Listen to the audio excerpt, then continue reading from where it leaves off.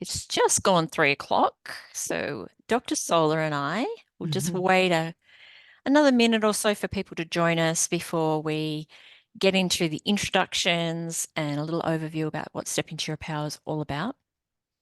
My name is Kylie Van Leeuwen, and I am the founder of Elevated Coaching and Consulting Global. And welcome. I think this is our fourth or fifth Step Into Your Power webinar series. So I'll be hosting, or I do host these twice a month. And we have some absolutely amazing women lined up as guest speakers speaking with us every second Friday, right through until the end of June. And we've got actually a couple more booked in for July now. So I had a hard stop for June, knowing what July is going to bring, but I just couldn't help myself because we had some amazing women reaching out. So we're going until the end of July, and then I'll make a decision about where we go because I'll be traveling a fair bit at that time. So welcome everyone who's joining us. Just a little bit of information about Step Into Your Power. So the purpose of Step Into Your Power is to create a transformative space where women can come together to gain insights, knowledge, and inspiration. It's really relaxed and informal. You can see I'm still in my hoodie. I've just raced back from the gym. Dr. Sol is looking much more fancy and dressed up than I am this afternoon. But we want this to be a safe, comfortable, welcoming space for women to show up as themselves. The webinar series aims to inform, empower, and inspire women, fostering a supportive community that celebrates diversity and individuality. Throughout this series, participants will explore various aspects of personal and professional development to support their journey to success. So, some of the things you can expect from our Step Into Your Power webinar series is things like personal empowerment workshops, like what we're going to hear from Dr. Sola today, where you can engage in interactive sessions that focus on self-discovery, things like financial independence, building wealth, building self-esteem, and cultivating a positive mindset and mental health and well-being. We'll also be having speakers talk about professional growth so we can learn strategies and insights to advance your career, navigate workplace challenges, and achieve your professional aspirations. We'll also have a speaker coming up, two speakers actually coming up, that will really dive into health and wellness and holistic health, where we will explore the connection between physical, mental well-being, and have expert holistic health and wellness advice, self-care. Dr. Sola is going to touch and talk about avoiding burnout today, but also we'll be talking about maintaining healthy lifestyle and managing stress. You'll hear inspiring success stories from accomplished women who have overcome obstacles, shattered glass ceilings, and forged their paths to success, providing real-world examples of what's possible. So join us every second week or twice a month on this empowering journey as we collectively strive to build a world where every woman feels confident, capable, and ready to step into her power. Now, just a couple of things before I introduce our wonderful guest today. These sessions are recorded. So at the end of each session, every second Friday, you'll get an email from my team, not long after the session's ended, with the replay. So if you registered but couldn't make it to the live event, you'll get a copy of that. You'll get that link sent to you and a copy of that replay so you can watch it in your own time, because we have women joining us from typically the US, the UK, and Australia. So today we've got Dr. Sola Togan-Butler, and she is the founder, CEO, and psychotherapist at Butterfly Counselling Services. She established Butterfly Counselling Services to make mental health services accessible and affordable for a diverse client population. Ah, I love it. Mhm. Dr. Sola is also the founder, CEO, and certified professional life coach at Transformative Coaching and Consulting. She empowers women to go from burnout to balance by using realistic self-care toolkits that fit their busy schedules and transform their emotional and cognitive health. She's a professional speaker, highlighting the importance of mental health and wellness, while also offering solutions to minimize stress, prevent burnout, and achieve balance for industry conferences. College, university, sorry, agencies and corporations. This is why she's such a busy woman. She's always flying all over the place. Dr. Sola has been interviewed by NBC New York and Spectrum News NY1. She'll also be a speaker at the Women Thrive Summit on March 20th, which is next week, people, next week. And Dr. Sola will tell you how you can register to hear her talk. And she'll be speaking on March 20th next week. So please, I'd like to welcome Dr. Sola. Thank you so much for welcoming me. It's an absolute pleasure to be here and welcome to you all. Thank you for joining me for this webinar. And this webinar is looking at ways that you can empower your mind by using effective techniques for mental wellness. And I'm going to tell you a little bit more about myself in the slide. So, again, as mentioned, I am a psychotherapist and I founded Butterfly Counseling Services. I'm very passionate about mental health and challenging the stigma associated with receiving mental health services. I believe very strongly that everyone that needs mental health services should be able to access those services. I believe in teaching people effective tools that they can use to stay on top of their mental health and improve their daily functioning. So, just like the little caption in the previous slide, our mental health is just as important as our physical health. And it is so important that we have the tools to be able to take care of our mental health. I also was a former associate chairperson and assistant professor at St. Joseph's College in the Human Services Department. And I was involved in educating the next generation of mental health professionals. I left that position to focus on my practice on a full time basis. I also have a coaching program where I work specifically with women on how to prevent burnout and minimize stress, just because I feel that the women have unique needs that sometimes are not addressed by other burnout prevention programs. So I always like to introduce myself so I'm not a stranger, so you know who I am. So we'll go right into our webinar for today. And since we're talking about mental health, I think it's really important for us to define what mental health is. So we hear mental health a lot, and sometimes we're not sure, like what exactly is mental health? So this is the definition according to the World Health Organization. So it states that mental health is a state of well-being in which the individual is aware of his or her own abilities, can cope with the day-to-day stresses of life, can work productively, and is able to contribute to their own community. So that is a definition of mental health. Now, as a mental health professional, I want to add to that a little bit because to me, mental health is also an awareness of healthy coping mechanisms that you can use to deal with the stressors of life. So we want to be aware of when I'm dealing with stress, if I'm feeling overwhelmed, if I'm feeling anxious, what are the tools that I can use to ride the wave? So I like to use analogies a lot. And when it comes to mental health, I like to think of the ocean, for example. So sometimes the ocean is very calm, sometimes there's a lot of waves. So that kind of represents life. Now, if you look at somebody who's surfing, that reminds me of mental health. So when there's waves, they're surfing on those waves. So the surfboard is the coping mechanisms to be able to ride the waves. So I need to be able to ride through it, to cope with it effectively, so I do not fall off my surfing board. Or if I fall off, I have the tools to get back on. So that is the definition of mental health. And I want you to think about that and see how that resonates with you. So while the World Health Organization has their own definition, I'm always curious to ask others, what is your definition of mental health? So this is what happens when we fail to take care of our mental health. Now, as I mentioned earlier, we want to take care of our mental health every single day. So when it comes to our physical health, a lot of us are aware that we go to the gym, we drink lots of water, we eat healthy. Those are great ways to stay on top of our physical health. It's equally important that we are aware of tools that we can use to stay on top of our mental health. Now, if we fail to stay on top of our mental health, these are the things that we notice. So we notice that we're burnt out.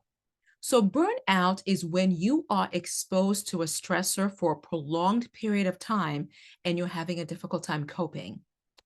We notice that our thinking pattern changes. So, when we talk about cognitive health, we're talking about our thoughts, the way that we think. So when people are not staying on top of their mental health, they tend to realize that their thought patterns are very negative, or what they describe as very dark. They feel very hopeless. They feel like things are not going to change. What is the point of it all? They feel like they're beating themselves down, or they begin to listen to the inner self critic. So they notice a change in their thought patterns. And then it begins to impact our interpersonal relationships. As my father used to say, no person is an island unto themselves. So our behavior very much impacts those around us. So if I'm not feeling good about myself, if I'm not taking care of myself, it is going to affect those around me. So what people notice is they're isolating from those that they love, or where they're spending time with them, they're distracted, or they're lashing out at the people that they love. What ends up happening is we begin to utilize unhealthy coping mechanisms. So sometimes we might turn to drugs or alcohol to help us cope. We have a hard time regulating our emotions. And we're going to talk about emotions later on in this webinar because emotions are storytellers. They're there to tell us a story. And when we fail to listen to the story that they're trying to tell us, it ends up impacting our mental health. So we'll talk about emotions later, but the one thing I want you to remember is that all emotions are good because all emotions are storytellers. Now, there's a connection between our mental self and our physical self. So, mentally, if we're not feeling well, it has an impact on our physical health because they're very much connected. So, people who are feeling depressed or anxious, for example, will tell you about the physiological symptoms that they're feeling. So, they talk about having headaches, feeling fatigued, having gastrointestinal issues. So, it's impacting their physical health as well. And then when we're not taking care of our mental health, we lack self care and self compassion. So that means that we're very, very hard on ourselves. That's the inner self critic that I talked about earlier. We put ourselves down. What's the point of this? You're not good at anything. You're never going to succeed. We become very harsh. There's no self compassion, and we're not taking care of ourselves when we fail to stay on top of our mental health. So now we want to look at risk factors that might put us in jeopardy when it comes to our mental health. And I want you all to think about what you feel are some risk factors that impact your own mental health. Because there is sometimes a stigma associated with, with mental health. And I think the most important thing that we want to do is that we want to start challenging those stigmas by understanding that struggling with mental health issues happens to all of us and it is part of the human experience. And when we realize that everyone from time to time will struggle with mental health issues, then we begin to chip away at the stigma. So, mental health really came to the forefront during the COVID-19 pandemic because a lot of people were dealing with stressors, grief and loss, depression, anxiety, adjustment issues, where all of a sudden you had a life and it's been taken away from you. And now you're isolated from your family, you're isolated from your friends. So, it really brought mental health to the forefront. And we all struggled in our own way. So, I think it's important for us to be open about how mental health impacts our life. So, here are some of the risk factors. So, depending on your socioeconomic status or your educational level, you might be more likely to struggle with mental health issues. The reality is that poverty is very, very stressful. So, people who are living in poverty often lack access to the resources that they need to function at their optimum level. So, one of my favorite psychologists is Abraham Maslow. And Abraham Maslow talks about self actualization. So, in order for you to be the person that you want to be, certain needs have to be met. Now, when a person is living in poverty and does not have access to resources, it makes it very difficult for them to be the person that they need to be. So they struggle with anxiety. It might be depression. So financial issues because of your socioeconomic status can put you at risk factors for mental health issues. So your occupation is a big one. And I apologize because now I'm realizing that occupation is spelled wrong. It's really interesting when you're kind of looking at your slides right before a presentation, you don't see it, and then now you're presenting, you see it. I didn't even So notice that. yeah, I looked and I was like, oh my goodness, occupation is spelled wrong. So So your good. occupation can put you at a risk factor for mental health issues. And I want you to think about what potential occupations might put somebody at risk for developing mental health issues. So in my work with clients, for example, people in the military who've been in active combat might be struggling with what we call post-traumatic stress disorder as a result of being in active combat. Sometimes someone who is EMS. emergency medical services. They're seeing a lot of tragedies every day. People in law enforcement, for example, might be seeing a lot of very difficult situations. And also, for those of us who are therapists or mental health professionals, we might have what is called vicarious trauma. So while it hasn't happened to us, we're hearing about it every single day, and it's having an impact on us. And that's why they always encourage mental health professionals to also be in therapy because of the things that we're hearing on a daily basis. If you lack a support system, so if you don't have people around you who can be a source of support for you, then you are more likely to deal with mental health issues. So think about your support systems. Who are the people who are there for you when you're having a difficult time, when you're going through a crisis? If it's difficult for you to identify a support system, the reality is that you're more likely to struggle with mental health issues because there's no one around you that you can talk to or who can support you when you're dealing with a crisis. Also, gender. And I would love to hear your feedback about that. What is it about a person's gender that could potentially put them on the path to developing a mental health diagnosis? So, for example, they talk about the fact that in the 1940s in the United States, a lot of women struggled with depression.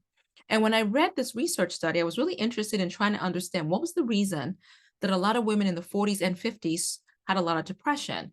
And I realized that during that time frame, there was a lot of restriction on what women can do.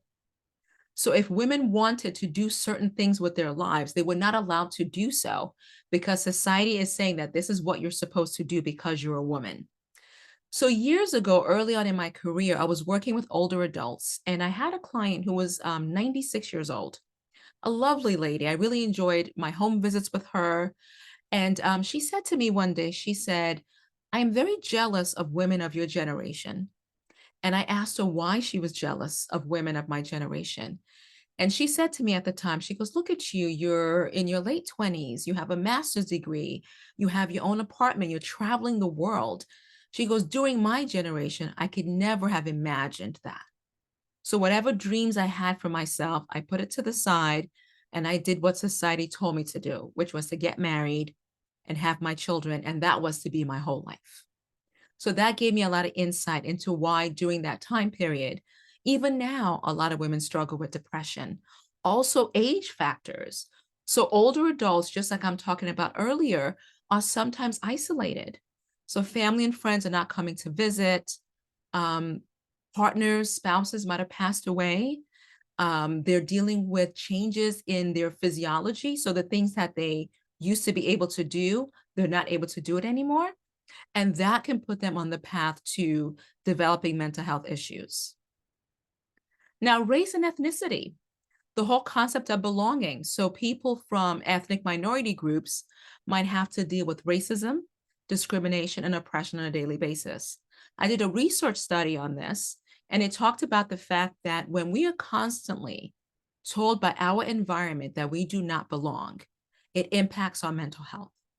So think about having to step out of your home every day and being anxious and worried about what you are going to be getting into potentially. Whether is somebody in law enforcement going to pull me over, and maybe potentially my life might be in jeopardy. Am I going to be dealing with microaggression at work? So we look at risk factors for members of ethnic minority groups. Also, cultural socialization. What have you been taught? So, socialization is how do you know what you know? And a lot of us have been taught things by our parents, our caregivers, society, media. And depending on those messages, it could potentially put us on the path to having a mental health issue or diagnosis.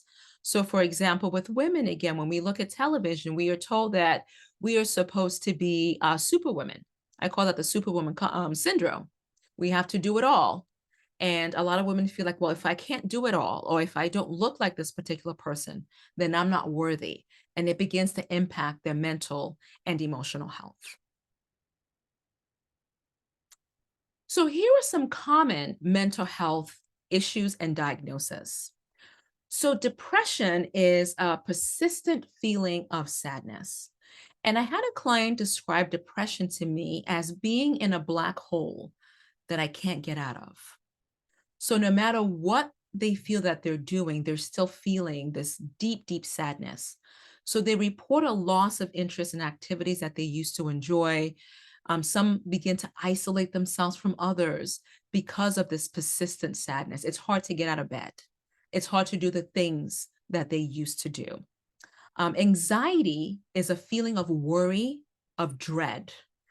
Some of the physiological symptoms of anxiety might be your heart's racing. You feel like there's butterflies in your stomach. It's hard for you to catch your breath. So it's this worry, this feeling of dread, this feeling of doom is anxiety. Now, anxiety in and of itself is not necessarily a bad thing. I always say the human species would not survive if we didn't have some level of anxiety. Anxiety is your body's way of telling you to pay attention, be aware. So we need some level of anxiety. It's when anxiety becomes excessive that it wears us down physically and emotionally. Now, the next one is trauma. So trauma is an emotional response to a disturbing event. So examples could be war, it could be disasters, it could be a horrible car accident, sexual assault. It's an emotional response to that. And people who have experienced trauma will talk about ways in which it could be triggered in everyday life. So if it looks similar to something that they've been through, then they realize this physiological reaction as a result of that. So sometimes people with trauma might have nightmares, they have flashbacks as a result of this horrible or disturbing event that they went through. And like I mentioned earlier, you can also have what is called vicarious trauma.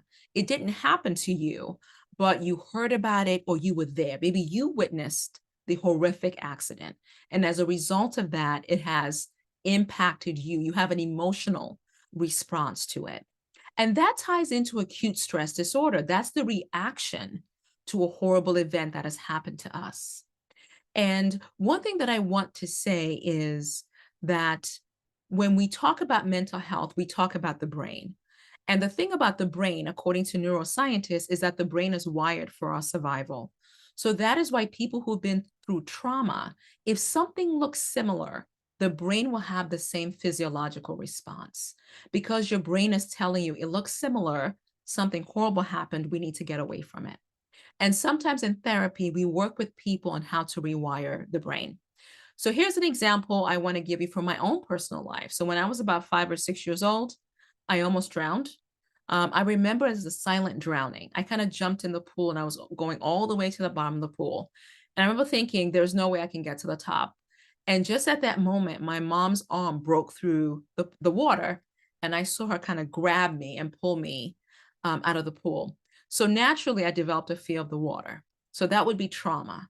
So my brain is saying, stay away from the water. It's dangerous. Remember what happened to you. And in my 40s, I decided that I wanted to learn how to swim. And I remember times I would cry standing at the edge of the pool because I was that afraid of what happened. Now, the wonderful thing is over time, I learned to rewire my brain. And now I swim all the time. I'm an avid swimmer. I love to swim. And occasionally, before I jump in the pool, I can hear my brain saying, hey, are you sure you want to do this? But because of the work that I've done, I can tell my brain that I'm okay. I'm fine. I know how to tread water. I know how to swim. Now, seasonal affective disorder is a disorder in terms of mild depression due to decreased sunlight. So we tend to notice this a lot during the winter months where we don't have as much sunlight outside. So as a result of that, we are experiencing sadness. Or I remember years ago, I visited my cousin in London and I was there for 6 days and I didn't see the sun. And I was like, where is the sun? So in places where there's not a lot of sunlight, people might report feelings of depression. Also grief and loss, loss of a loved one, loss of a job, loss of a lifestyle. These things can put us on the path to potentially struggling with mental health issues. And also life transitions, whether planned or unplanned, life transitions can be difficult. So a planned life transition might be relocating maybe to a new country or new city, and unplanned might be the unexpected loss of a loved one. So people seek mental health services for many of the reasons that are listed here. So now we're going to talk about rewiring the brain. So I want to share with you some techniques that you can use to stay on top of your mental health. So, in terms of rewiring the brain, we call that cognitive restructuring. So, restructuring basically means I want to break something down and then I'm going to build it up again. So, we talked about the socialization process where we have been taught certain things. And as a result of the things that we have been taught, we internalize them and we believe them to be true. So that is what cognitive behavior therapy is. It talks about the fact that there is a connection between our thoughts, our emotions, and our behavior. So if I can change my thoughts, I would change how I feel and I would change my subsequent behavior. So that is the restructuring, the reframing process. And what I want you to do is I want you to think about maybe a negative thought that you have. And what I do is I'm going to teach you how to put your thoughts on trial, how to challenge those thoughts. Because sometimes, for example, I might have parents say, I'm not a good parent. So we look at that thought process. What that thought process does is it kind of beats down the parent. So emotionally, they're feeling like either angry or they're feeling depressed, and then it impacts their behavior. So what we do is we look at evidence to the contrary. What are some ways that you are meeting the physical and emotional needs of your children? And then they begin to realize, like, oh, look at all the ways that I am a good parent to my child. So think about these negative thought patterns.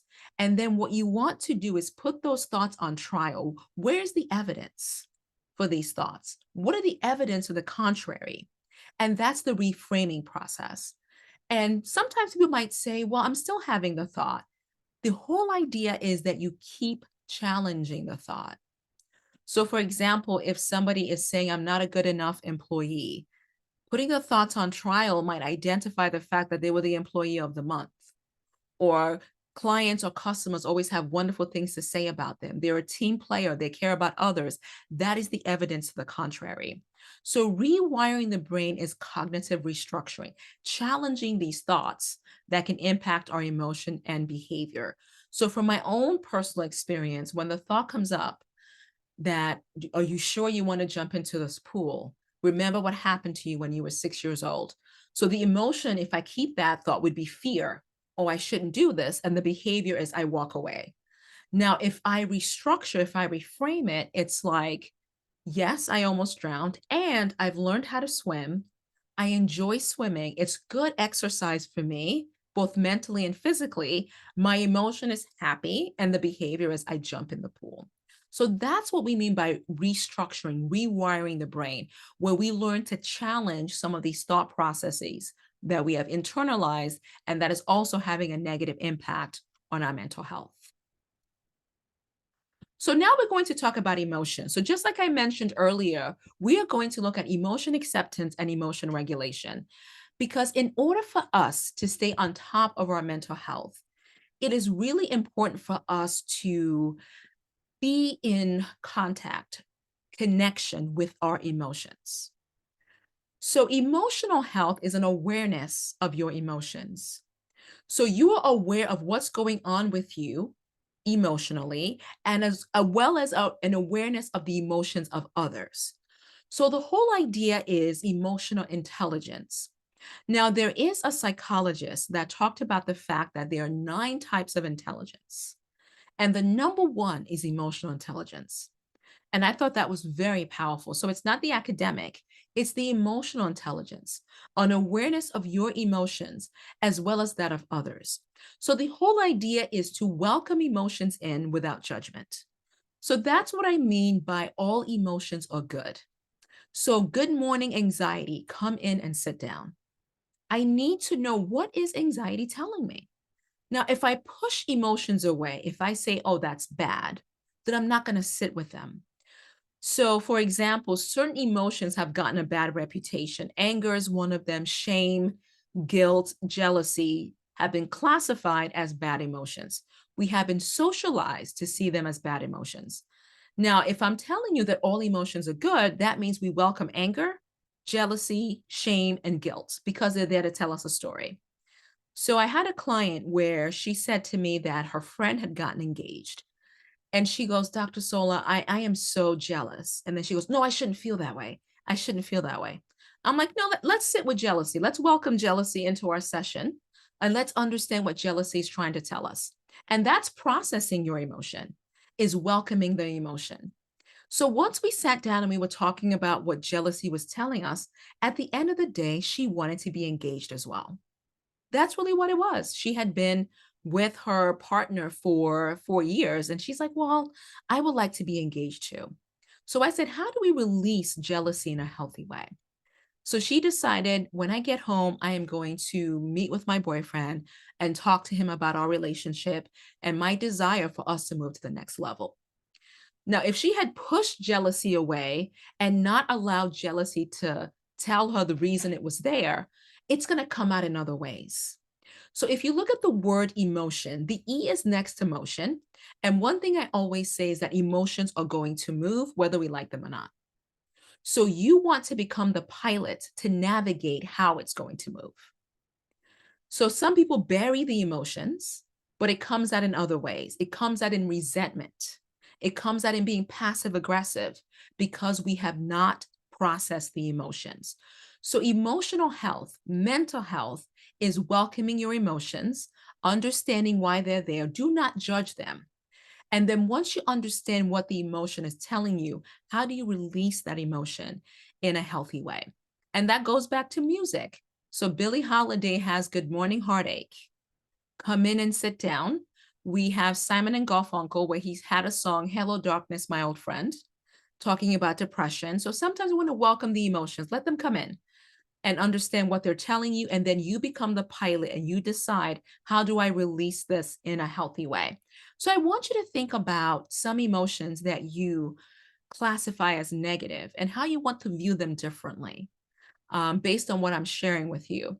And as a therapist, I always tell my clients one of my favorite emotions is actually anger. Anger gives me the type of energy that I feel that maybe the other emotions do, but not on the level of anger. Because when I get angry, I get so fueled that I need to take a course of action.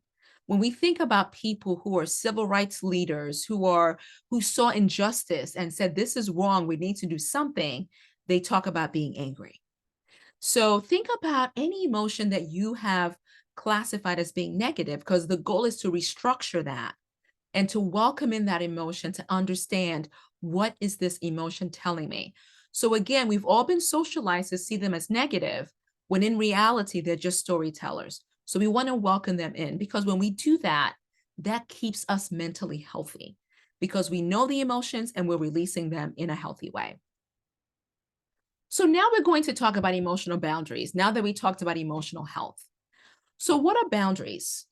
Boundaries are the rules and regulations in terms of how you want to be treated. You let people know how you want to be treated. And emotional boundaries ensure your emotional health. Now, as a therapist, what I see is that people don't have boundaries. So they just let anything and everything happen to them. And then they report, I feel so down. I feel anxious. I feel depressed. And it's because they're not setting up these boundaries.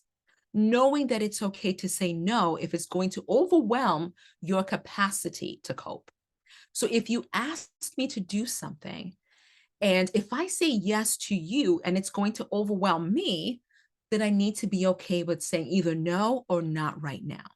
So think about boundaries as guidelines in terms of how you want to be treated and how you want to protect yourself. It's also about what is it that we're taking in that's impacting our emotional health. What are you reading? What are you watching? Sometimes people will say to me, watching the news time and time again, it's really impacting me emotionally. So the question becomes, how do we put some boundaries around that? Or how do we have a balance in those situations? One thing I share with my colleagues is years ago, not so much now, I used to like to watch a lot of these crime shows. And then I began to realize that I was just anxious all the time. And then I had to put a boundary there, like maybe just 1 or 2 episodes, but you're not going to spend 5, 6 hours watching crime shows because you're realizing how it's impacting you. So think about your emotional health and the fact that you want to protect it. So whenever there are potential threats to that emotional health, you want to put up those boundaries to make sure that emotionally you're okay. So if you struggle with saying no, I tell people you can say not right now. I can't do it today. I can maybe help you on the weekends. Or this information that you're sharing with me, it's really overwhelming me right now. Because sometimes we're already emotionally full. Give me a few days. Let me work through what's going on with me so I can be present for you.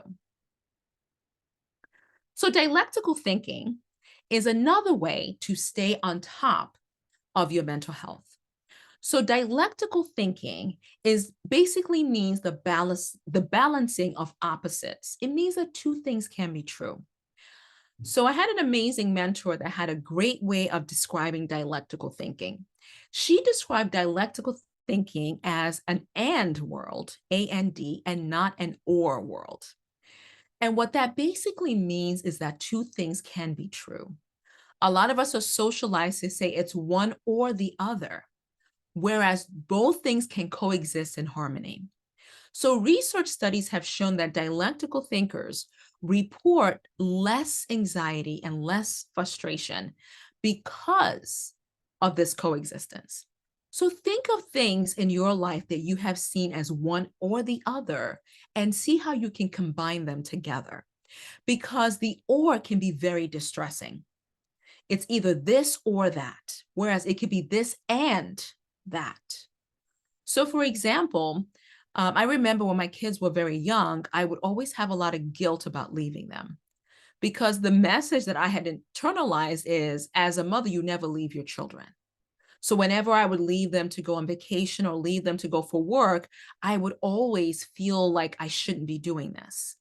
So I had to look at dialectical thinking. I could be present for my kids and be present for myself. Two things can be true. I could still travel and be a good parent. Just looking to see what that looks like. Because when people leave it at or, it's one or the other, they become very distressed about it. And then they give up on things that are actually good for them. So that's what I want us to do as well. Think about some of your thought patterns that what we call black or white thinking. It's either this or that can be distressing to you. And think about ways in which you can combine them. That's what we mean about work life balance.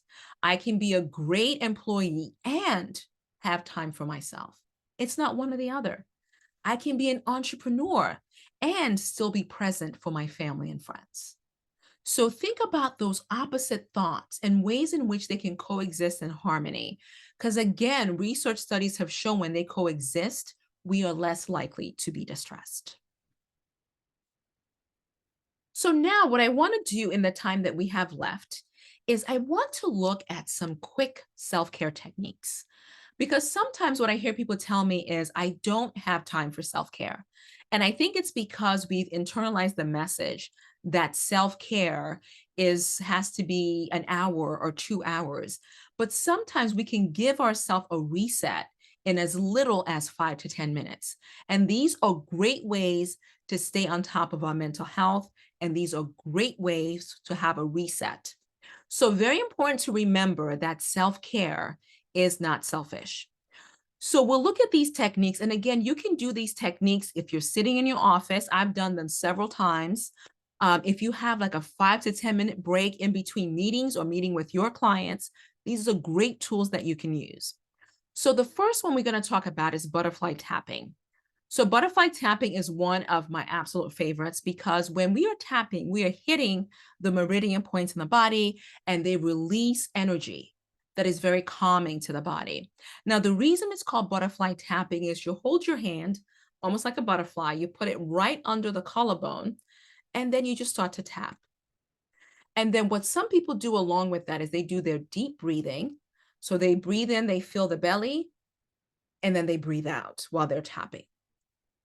What other people do is they do positive affirmations. I will be free from harm. I will get through this. It's going to be okay.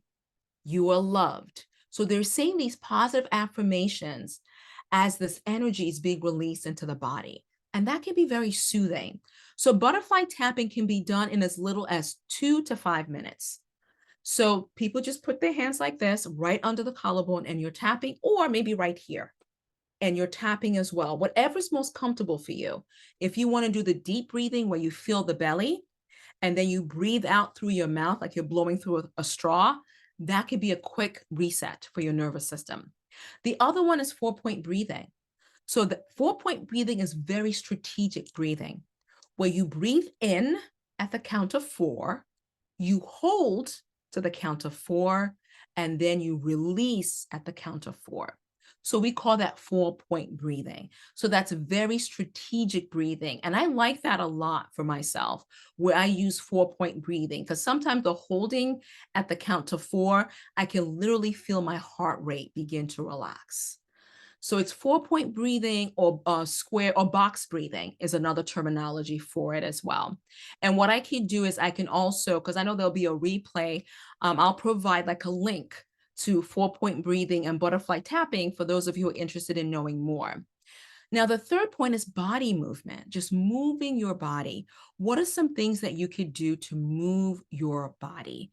So it could be going for a walk, it could be stretching. Sometimes I sit at my desk and I just do some of my stretching, just stretching the body could be a great way in terms of body movement.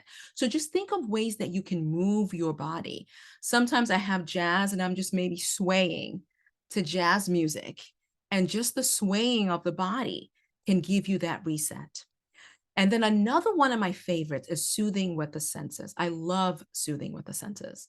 Your senses are with you. So we have 5 senses. How can you use your senses to soothe yourself? What can you hear that's soothing to you? So I talk about jazz music. I like Brazilian jazz. I like Enya. I like Afro beats. Very soothing for me to hear the music. What is it that you can see that is soothing for you? So I used to have a colleague that had a picture of the beach in her office. And if she had a 5-minute break, she would just turn around and just look at it. Or sometimes I'll look out my window, I can see the sky, I can see the trees. What can you see that's soothing for you? What can you touch that's soothing? So some people have rocks that they have in their hand and they can just kind of move the rocks around in their hands. Right under my desk, I have this really soothing carpet. And sometimes I'll just run my feet along it and it's soothing for me. Or sometimes if you have something on that's soothing and you're just moving your arms around it, that's soothing with touch. And then finally, soothing with taste. What is it that you can taste that's soothing? So if you like mint tea, if you like jasmine tea, or if you like a cold glass of water, or if you like something very spicy, we call that like mindful drinking or mindful eating, that can be soothing as well. Like I love like green tea. And sometimes when I'm drinking green tea, I actually savor the taste. So when I'm drinking the tea, that can be soothing. So these are some quick self-care techniques, and I love them because it fits into a busy schedule. So no, I don't have an hour between my clients to go to the gym, but I have 5 minutes to be able to do my butterfly tapping or move my body with my stretches or find a way to soothe myself with senses. So hopefully these quick self-care techniques or techniques that you can use in your everyday life, because as I mentioned before, when it comes to our mental health, we want it to be preventative. So we want to do these things every single day. We don't want to wait till we've broken down mentally or physically to start incorporating these techniques into our schedule. So, of course, if you would like to know more about these techniques, I will make sure when the replay is done that the links are there so you can click on it to get more information on these techniques. And I do appreciate you all taking the time to listen to my webinar. I hope that you learned something from it.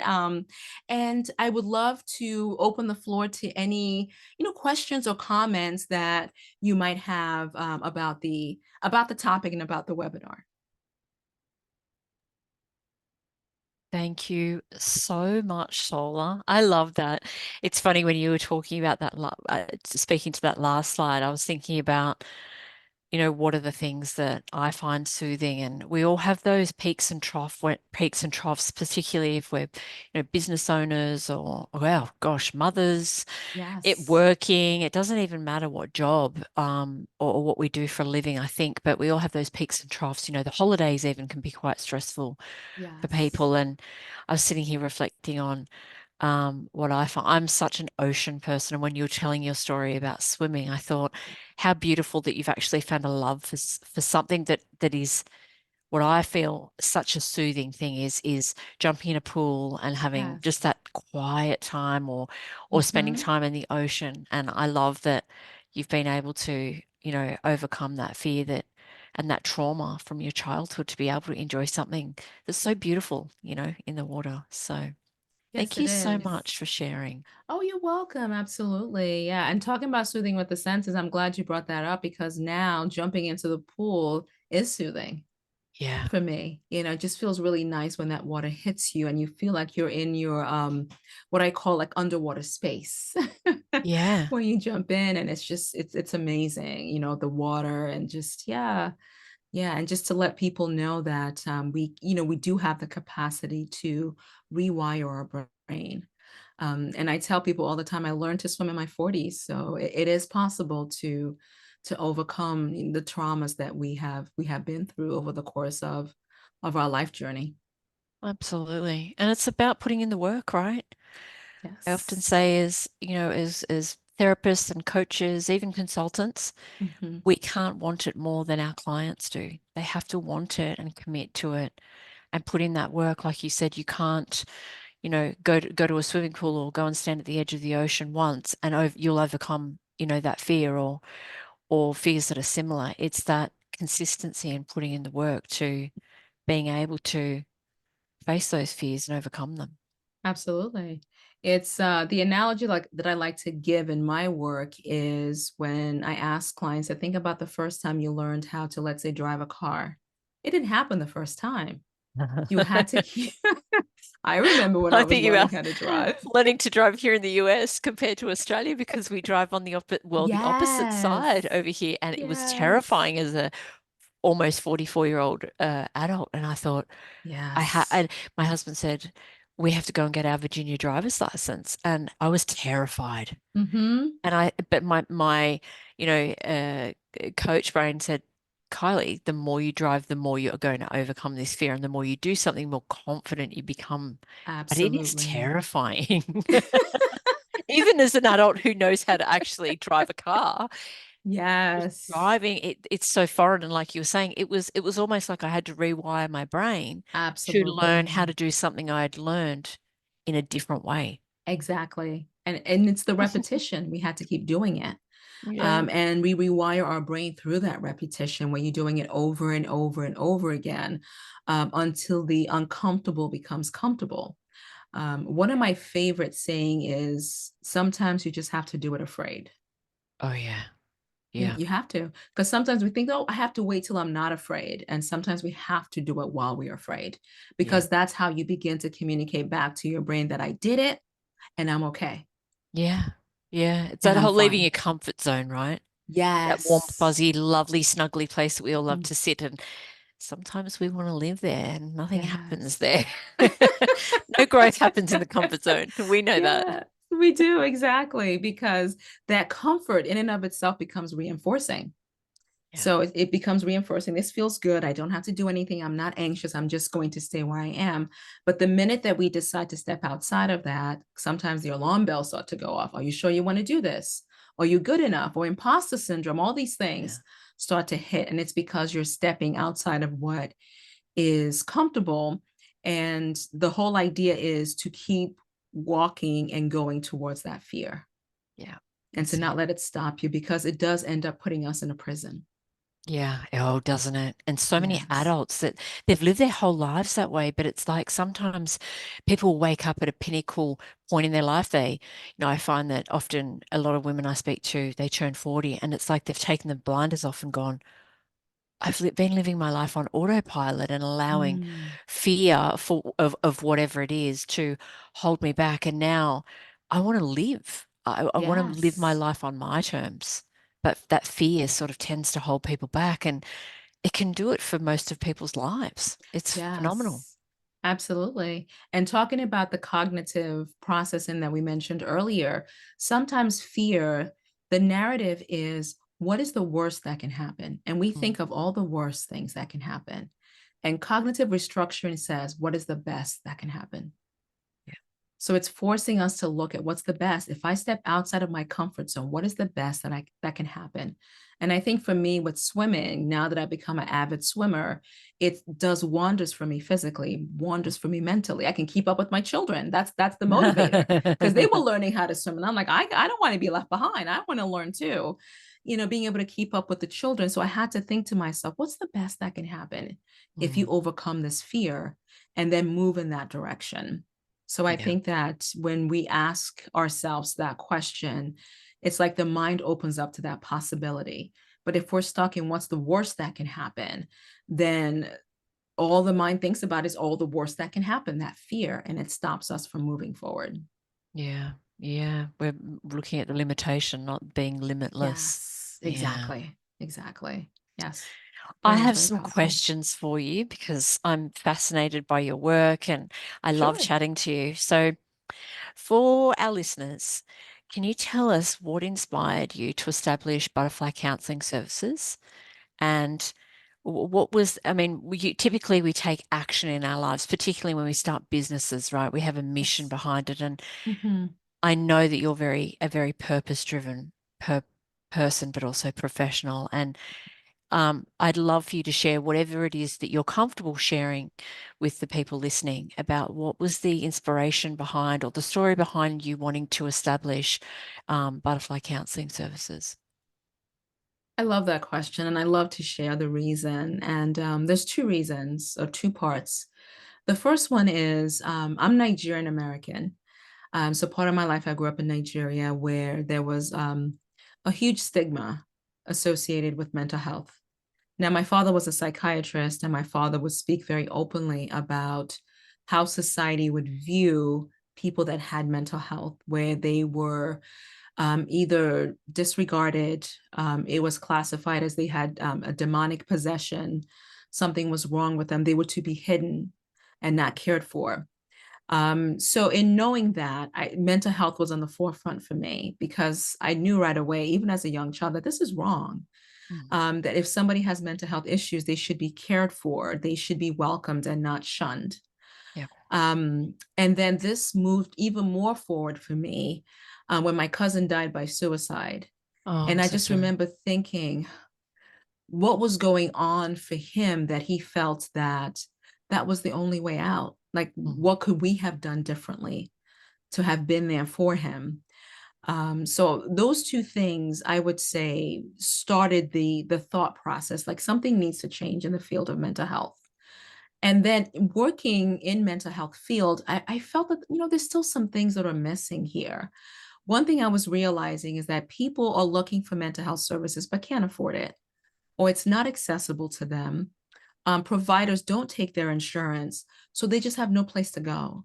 And yeah. again, they continue to struggle with this in silence and in isolation, which I felt was very similar to what my cousin was probably experiencing.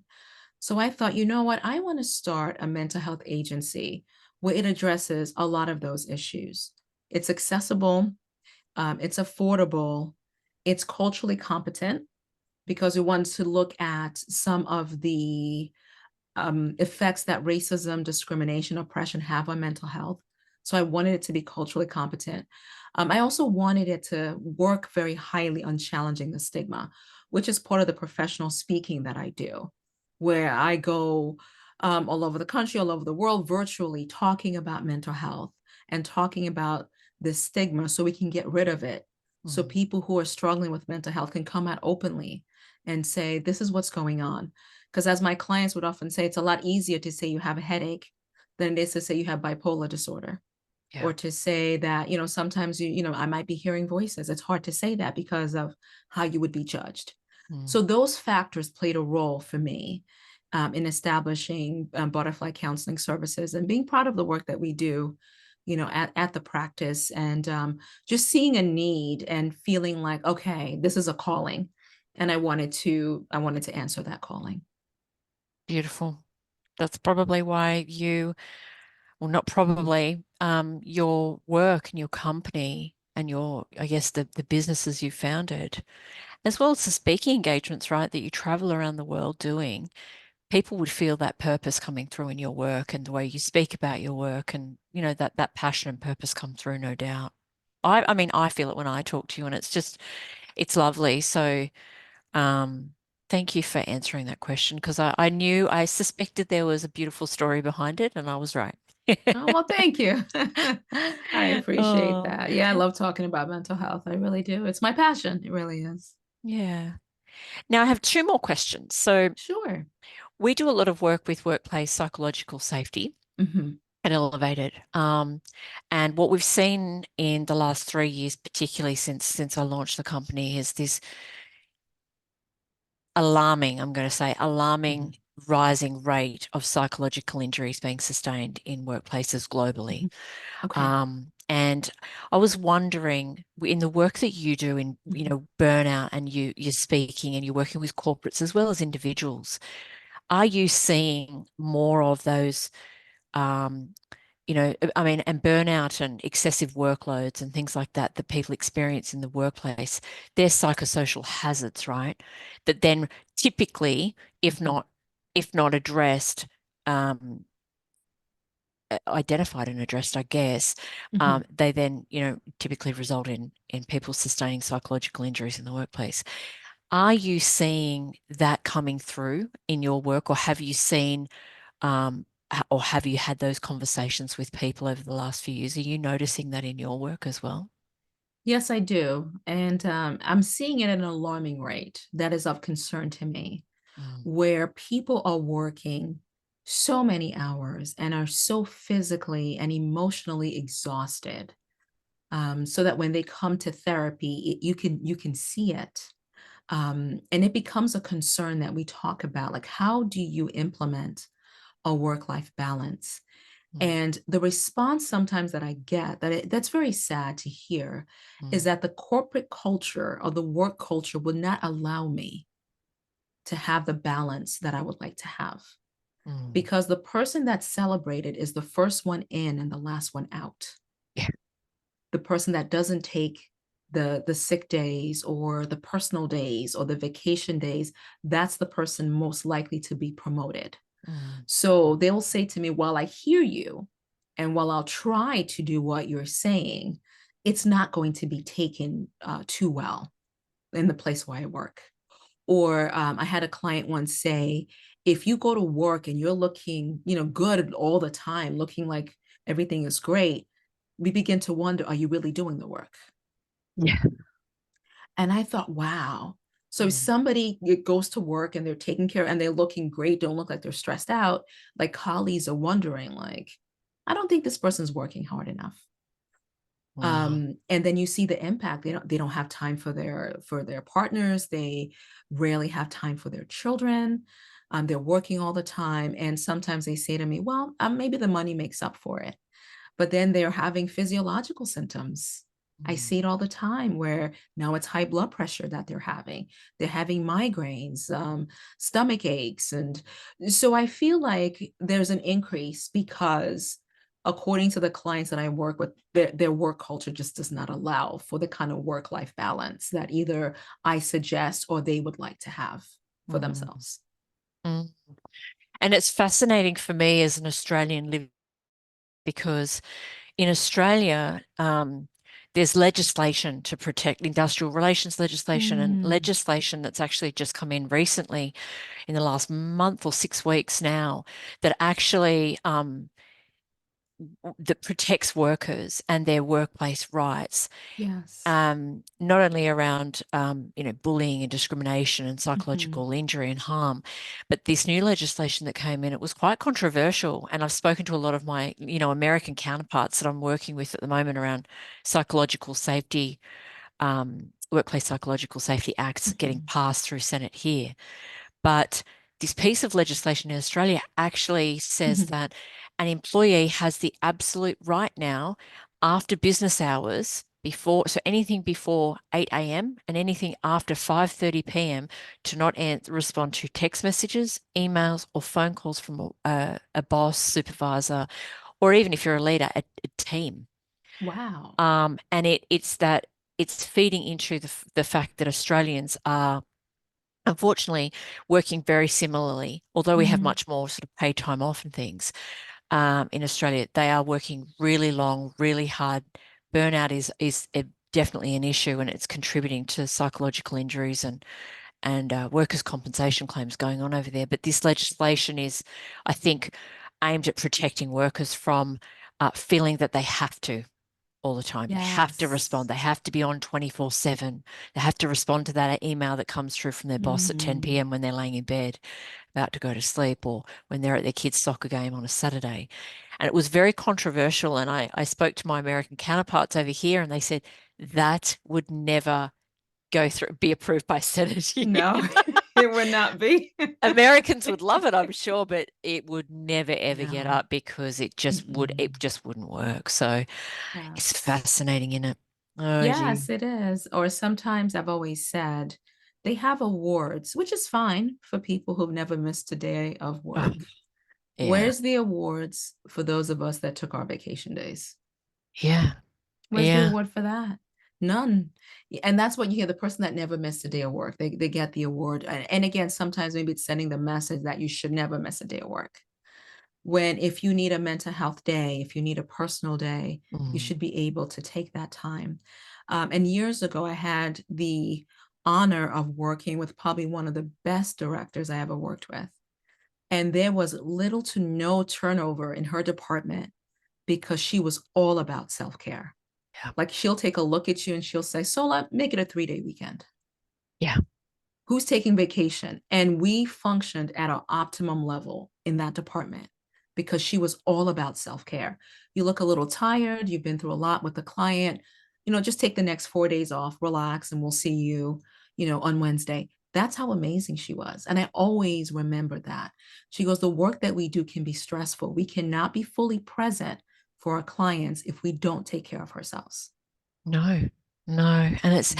it's unbelievable that so many leaders and so many like C-suite executives and CEOs, Mhm. they don't understand that, and that goes back to what you were talking about before. Your leader you just talked about, she must have had a really high degree of emotional intelligence to just look at her staff and just have that innate knowing of what they Yes. needed to Mhm. function at their optimal levels. Because Yes. then not only is it looking after them, it's looking after the clients and the client outcomes, right? Yes. So it's just, it's so hard and a little frustrating, I must say, to try and connect the dots for leaders that you think, how do you not see this? Yes. Because it's not difficult to foster that in a workplace environment. It's really not. You just It's have to have the emotional intelligence as a leader. absolutely. And now there are corporations out there, which I think is wonderful, now have mental health days. Yeah, Yeah. Just say, hey, I yeah. need a mental health day. No explanation needed. You take the time that you need. And I think that hopefully more and more leaders and corporations will begin to realize that when people are taking care of themselves, they do their best work. Oh, They absolutely. do their best work. But when someone is tired and overwhelmed, they're not doing their best work. No. So for the corporations who are beginning to implement like those mental health days, as a mental health professional, I was just so excited to hear that. I'm like, yes, we're moving in the right direction. And it's also what we model. What is the Mm, work culture? If the mm, work culture is first one in, last one out, then people feel like I can't take days or I can't take time out for myself. But if we're saying the work culture is take care of yourself, take breaks when you need to, and those things are praised and not punished, then people follow suit. absolutely. They follow the leader, right? The role Yes, modeling. follow the leader. Yeah. Yes, yes. Now we're going a little over time, but one Mhm. very, very important question Sure. before we go, and I thank you for your time. I know we've gone 4 minutes over. What can our attendees, the people listening to this on replay, expect from your session next week? How Oh. exciting. On Wednesday at Yes. 1 o'clock Eastern at the Women Thrive Summit. What can they expect and where and how can they register? So I will be presenting on a topic very close to my heart as well. and it's called Burnout to Balance. So I'm empowering women to learn realistic self-care toolkits that can fit their busy schedule. So we talked a little bit about the toolkits in this presentation. I'm going to go into it more, and I'm going to go more into ways in which we can have a work-life balance and be the women, professionals, mothers, partners that we want to be. So I'm very excited. So that will be next Wednesday, March 20th at 1 p.m. Eastern Time. And the website is womenthrivesummit.com.